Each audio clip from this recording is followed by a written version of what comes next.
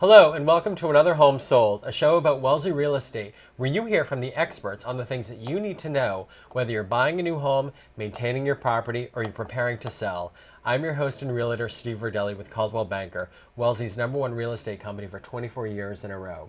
We are very fortunate today to have Kathie Chrisicos here from Chrisicos Interior. Well, thank you for having me, Stephen. I'm very excited. I am so pleased that you can make it. I know you are as busy right now as every realtor in America is. This is a busy time for you. It is our busy season, absolutely. Kathie, I just want to say, first of all, thank you for being on the show, but also thank you so much. Kathie was very gracious and came out and helped me out with a house that I had listed that had some unusual colors. Yes. And some unusual lighting designs. And Kathie helped me to neutralize it, I guess you would say. Absolutely, make it more intriguing to people coming in and looking for this beautiful home. Exactly. It could be, yeah. Make it more appealing to the general masses. Absolutely. And you were great with that. Thank you. And I thank you, It's as a do the pleasure. homeowners. Thank you as well for that. Kathie, let's talk a little bit about trends and design. Tell me a little bit about what's going on. Gosh. Trends, there's always a color trend. I will say that it was gray previously. I can't even tell you what it is right now. I tend not to pay too much attention to trends. I prefer not to bring them into my clients' homes so that they don't become dated or tied to a period or easily fatigued. It's important to stick with decisions that are based upon the client's needs, their preferences. I could give you an example of a trend, a couple trends that have remained and that they become staples that are good choices. And one of them is kitchens, white kitchens. At one time it was thought of as a trend off and on, a color of a kitchen, a white, or do you go with a dark wood, do you go with an espresso color? White was once a trend, as I said, and it's now a staple that many people are going with. It really is a good decision if it works for that particular person's taste. Sure. Another trend that people perhaps don't always have a name for is called transitional design. There are basic types of design. We could call it contemporary, traditional, and then in the middle is transitional. And that was a trend maybe 15 years ago that has become a standard, just as traditional was a standard for so long. It is basically taking traditional and calming it down, making it more youthful. An example would be a upholstered sofa where we often have very heavy rounded arms.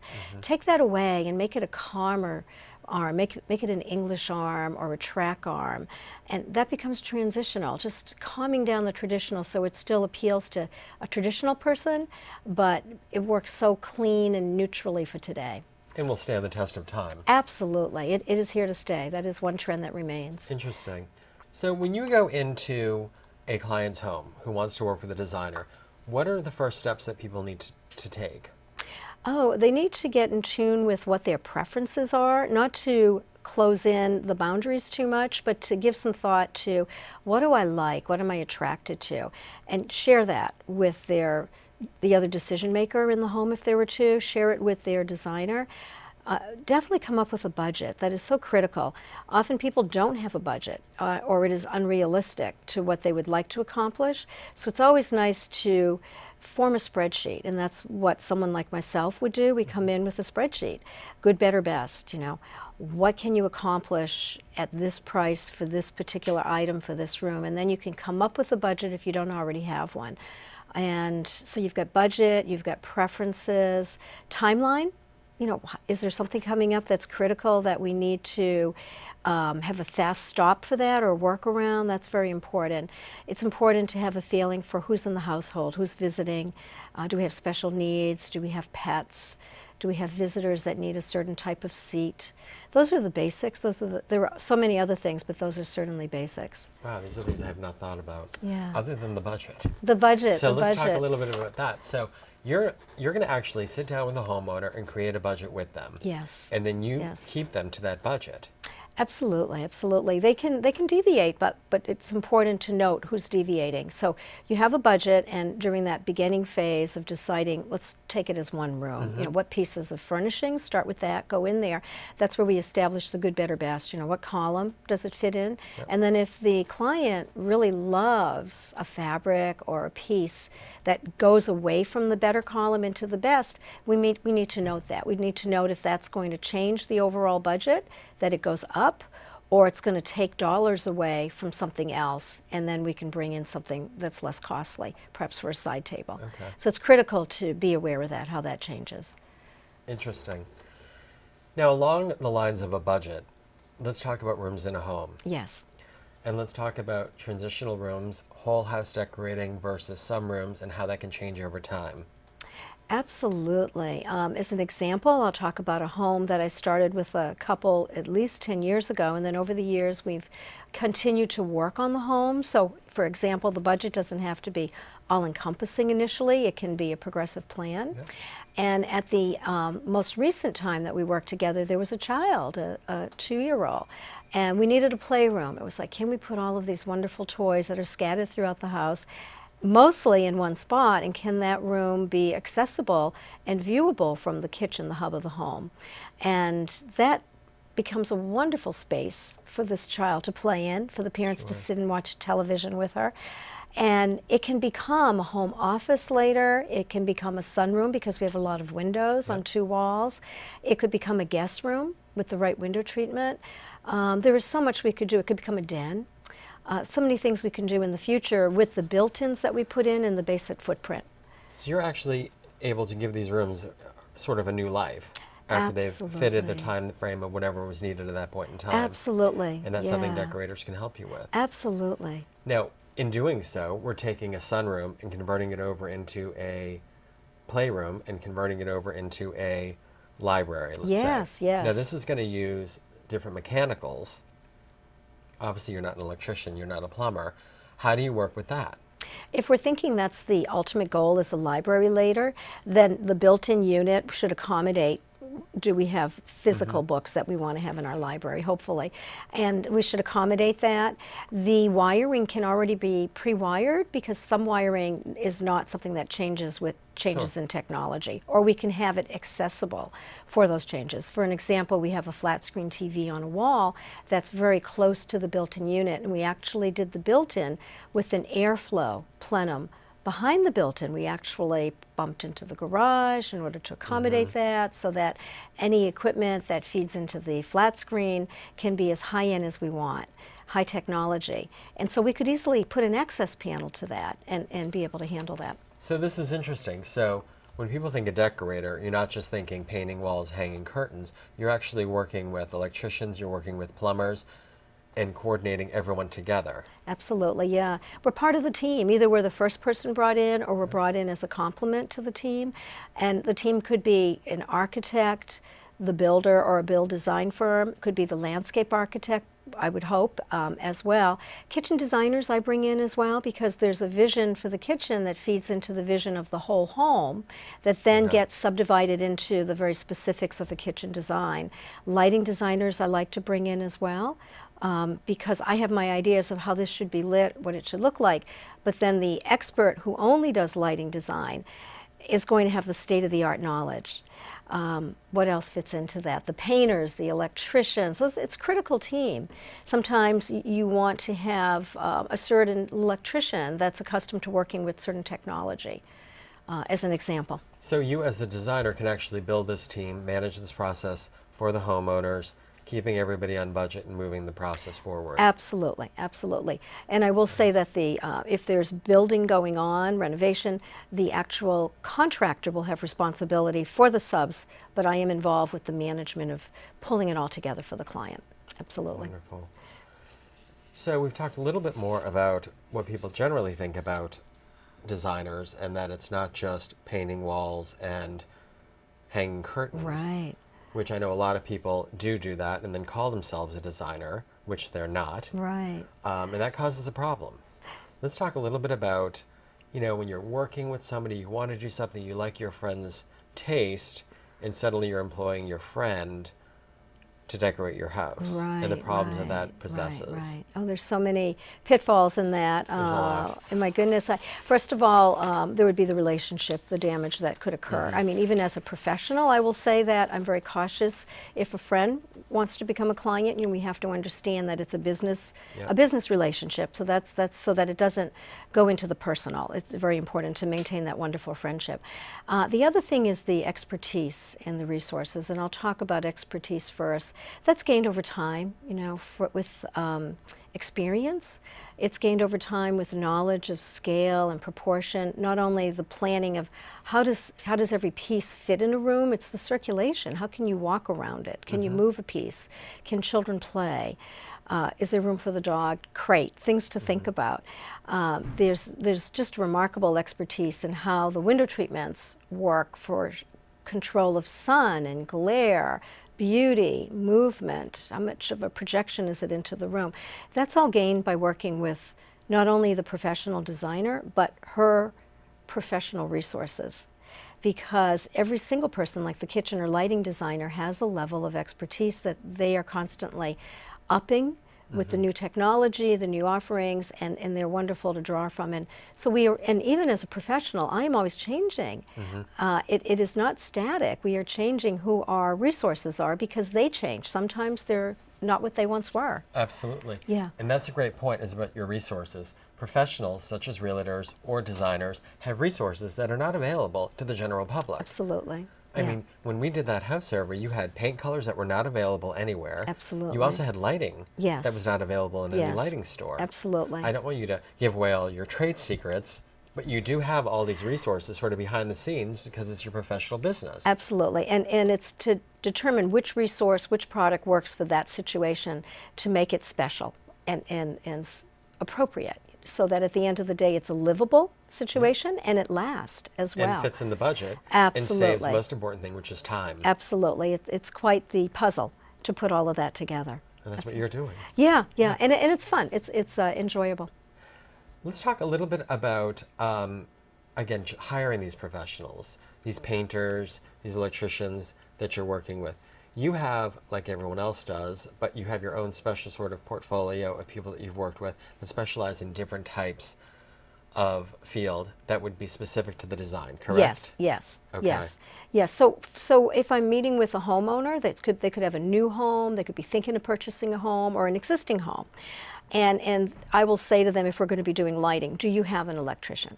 And if they have someone that knows their home, they're comfortable working with them, then that's who we work with. But if they don't, they may be new to the area, and they'll say, no, who do you recommend? And I would try to recommend somebody that works in the community. First of all, I think that's important. They know the community, and that I know has been focused on customer service, follows through, schedules correctly, and just does a great job. And not every, we'll stick with electricians for a moment, often designers will specify a chandelier or a light fixture that has glass prisms, something unique about it that requires special handling. And not everyone knows how to do that. So when you're pre-qualified, the right electrician will. I understand. Yeah.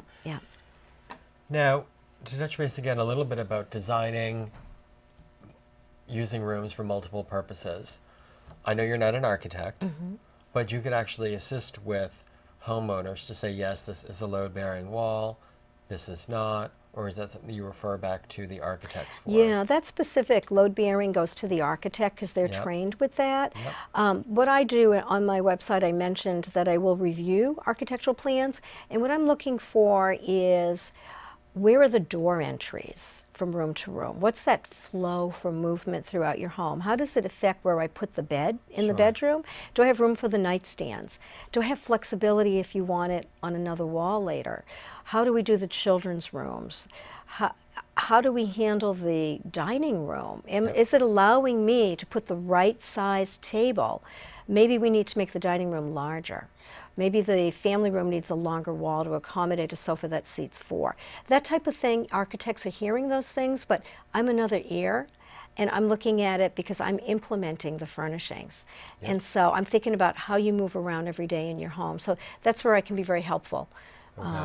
Working with the architect, looking at the plans, giving you advice. And that goes back to the first meeting with the homeowners, how they're living in the house, who's living in the house, how long do they plan on staying in the house. Absolutely. And how are they using the house. Absolutely. I love that. You said too, those very key points. How are they planning on using it, and how long are they going to be there? And that's critical in how we make recommendations. It may be something, let's say it's a headboard that is separate from the bed that most likely will fit in the next home. Let's talk about where you think you might live, how things will be able to be used again. If not, how do we furnish this home as a one-time? Sure. Are we thinking about resale? Are we thinking about your enjoyment? And I apologize, what was the second thing I said was so important that you mentioned? Was it who's going to be in the house? Who's going to be in the house? Yeah, so important for the visitors, for the children, for somebody of an older generation staying overnight or visiting. How are they going to want to use the home? How can we make people comfortable? Exactly. Yeah. So we're talking about inside of the home, but let's talk a little bit about outside of the home. Is this something that you can touch base with as well? Assisting people with, not that they're landscape design, but patio placement, exterior lighting, or are you just primarily interior? I focus on interior, but when there's an exterior involved, I love to be asked and to be involved because it does feed into the interior. You want to keep that style consistent. You want to keep that lighting so it doesn't affect the interior. Yeah.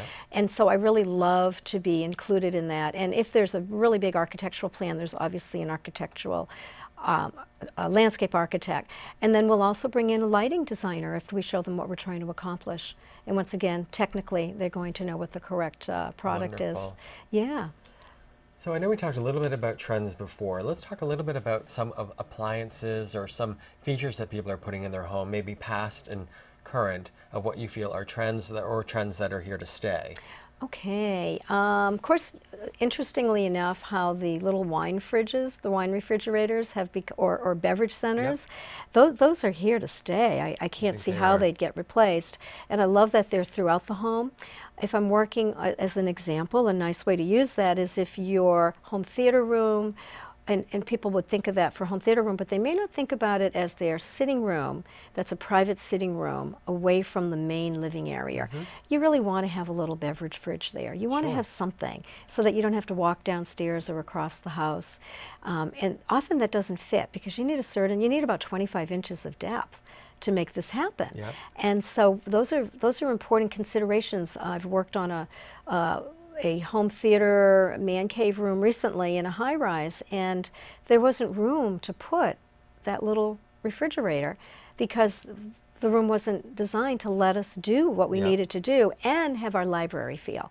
And that was the distance from the main living area, so we missed the boat on that, which it's nice to have that. So I'd say one of the things in appliances, it's not your main kitchen appliance, but it's often in a kitchen and it's often throughout the home. I think it's just wonderful. Yeah, absolutely. I've seen them in bedrooms. Yeah. I'll mention the beauty and flexibility of small drawers in the kitchen or elsewhere. So they're refrigerator drawers, or it might be a dishwasher drawer. Yep. And those are great too. Yeah, that's great. Yeah. And coffee stations I've seen in bedrooms. Oh, isn't that fantastic? Great. It's like living in a hotel if you enjoy it. Like it's such a luxury. And and interior design, is something that we give ourselves as a luxury. Has a wonderful value if it's thought out well. And everyone should have luxury in their life because it doesn't mean it's a lot of money. No. It means it's something good for you. That is a great saying right there. Everyone should have luxury in their life. Yeah. That is great. I love that idea. That is and great. we all deserve to treat ourselves. We do. Everybody's working hard and everybody deserves a little luxury in their life. So, mini refrigerators. What are some trends that you maybe have seen that have sort of fallen off the wayside a little bit? Wow. Well, colors, right? Colors. Like if you watch, can I mention Mad Men? If you watch something like that, that's a period show, and it's laughable because you get to see how strong the colors were in the late 60s, early 70s, and you think, oh my gosh, that's hard to live with.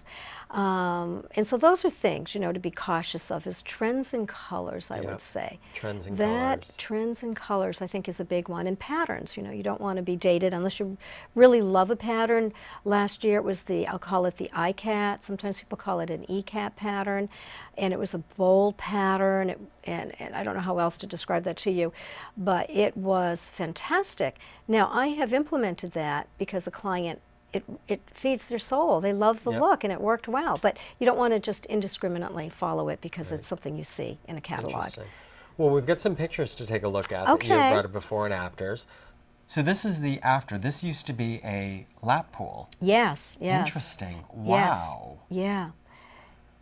And you have incorporated here a playroom, media room, and gym. Absolutely. Yeah. Playroom for adults, media room, and the gym. And the media room has a sleeper sofa, so somebody could easily sleep there. We have drapes that close so that there's privacy. And now this picture here is of the actual sitting area. Yes, that's the media area. Now, is this taking place of their living room, or is this just another area of the house? It's another sitting room, right. They have two of Wow. them, and at the time, right. So this would be where they would go to watch the large screen TV. Okay. Yeah. Great. And you've got a picture of the before and after of their kitchen. Oh, yeah. So the before of the kitchen, as you can see, it was a very small, typical kitchen in a small mid-century ranch home. Sure. And these people love to cook. They wanted to have an industrial type kitchen, light and airy. So we opened up the ceilings to about an 11-foot height in the kitchen area. And you can see all the light coming in from 2 walls of windows. This looks like a completely different kitchen from yeah, what it was. yeah. And what are the materials that you used here? What's the countertop? That's a silestone. Okay. And we went with that because the client liked the bluestone look, and bluestone doesn't really wear well in terms of maintenance. So we did that. We have a tile backsplash. The floor is their original wood floor that we came up with a custom stain, so we could add a little bit of Wonderful. warmth to it. Of course, Wow. we added on to the wood floor. Yeah. The island is 2 levels. We actually brought granite in here for the top level, and as it feeds down the side. And then on the other side that you can't see is the butcher block. So the client who loves to cook has his area to do the chopping at That the is butcher block. great. Is that cool? We have a little microwave in there as well. We were That's talking cool. about appliances. And then you reconfigured the house so they're no longer having to cut through the bedroom to Right. get to the lap pool area. Yes. And this is the result. You got an office out of the deal. Yep, we have a home office, and we have a gift wrap center in there. What you see to the front left of this image is a file drawer. Yeah. So we can do a little filing there. And we have a small window to look out and enjoy some light. Wonderful lighting is critical to me, to these have are all adequate built-ins lighting. here. Yeah, this was cabinetry That is you would put great. into your kitchen. We went with a deeper stain here. We got away from the white. And we did a laminate countertop to kind of stretch the budget a little bit. We Great can always idea. do that, and it looks great. Important here is the choice of materials and how they all come together. You can notice the floor tile. It's just such a beautiful Gorgeous. tile, very affordable, and we kept that in our hallway leading into this, so you just get that spacious feeling. So this is one of, I think, my favorite room here is when you took this sort of 3-season porch, actually not even 3-season, probably 2-season, which is really difficult to use Yes, here in yes, New yes, England, yes. and you made it a child's playroom. So Yeah. you glassed it all in, Yeah. and you brought heat in there? Yes, it's part of the house. It is open to the house with 8-foot wide pocket doors that are actually 8 foot in height because we have an 11-foot ceiling feeding into here. Wow. So it's very open. You can close it when you want privacy in the future. So And it's truly an extension of the house, bringing the outdoors in. Absolutely. It's the same level. The windows blend in with the rest of the house. This built-in unit has metal mesh front on the bottom of the cabinets, and that was to have airflow into the components in there for the flat screen, as well as to add a little bit of interest. So this room is currently being used, obviously, as a playroom, the toys there, but you eliminate the toys, the zebra-striped chair. In there, you've got yourself a beautiful library. Yeah, absolutely. Take away the toys, as you say, and put books, stack books in there, or collectibles. So this is what you're talking about, Yeah, multiple yeah, uses, yeah. giving the room a rebirth down the road. Absolutely. Kathie, that was really interesting. Oh, I'm so glad you enjoyed it. It's such a pleasure to be here. And one of the pieces here, I was going through your marketing packet, which you were so gracious to bring. This is a nice little piece here. Very impressed with this. You actually have a case study here Yes. of a house that you did from Yes. beginning to end. Absolutely. Yes. Which is a wonderful marketing piece. I've never seen this before, and I think this is a great idea. You're actually walking folks through everything and the choices that were made with testimonials. Absolutely. And it happens to be the house we just talked about, which is just fitting, very fitting. This is wonderful. I've never Yeah. seen this before, and you've got a wonderful packet of information here. Thank you so much for coming on today. Stephen, you're so welcome. Such a pleasure. Thank you. Wonderful. We get Kathie Chrisicos at Chrisicos Interior, 20 Park Plaza, Suite 400 in Boston. She can be reached at 617-699-9462, and we'll also have all of Kathie's information on our Facebook page as well as here on the station. Thanks so much for coming on. You're so welcome. Thank you.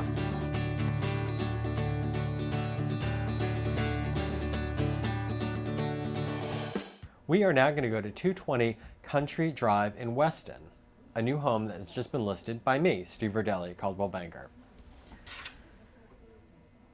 The welcoming foyer and two large hostess closets for guests open to an elegant living room with a fireplace and oversized windows, providing amazing light and views. Living room measuring 18 to 27. Double French doors afford access to the outside patio and yard with bluestone footers. The updated kitchen also has French doors leading to the patio and a large pantry and dining area. Adjacent to the formal dining room, there's a fantastic great room with skylights, vaulted ceiling, and a large floor-to-ceiling fieldstone fireplace, custom built-ins, wet bar, plus an adjacent mudroom, laundry area with sink and storage. There's a separate half bath in that area of the house as well, adjacent to a 3-car garage. This home also offers a first-floor bedroom and master with an ensuite bath. Dressing areas, walk-in closets. Second level has 2 additional bedrooms and 2 full baths. The circular driveway, and over 1.5 acres of land. One of the nicest houses in Weston, because this house has a berm in front of it. Therefore, driving down Country Drive,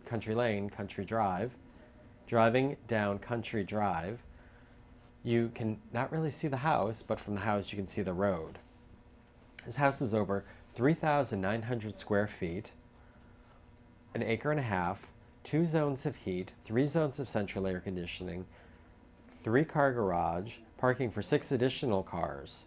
It's approximately 205 feet from the street. This home is a lovely home located in Wellesley. It can be available through Steven.Verdelli at Coldwell-Banker, 781-237-9090. Please come by and take a look at this lovely home.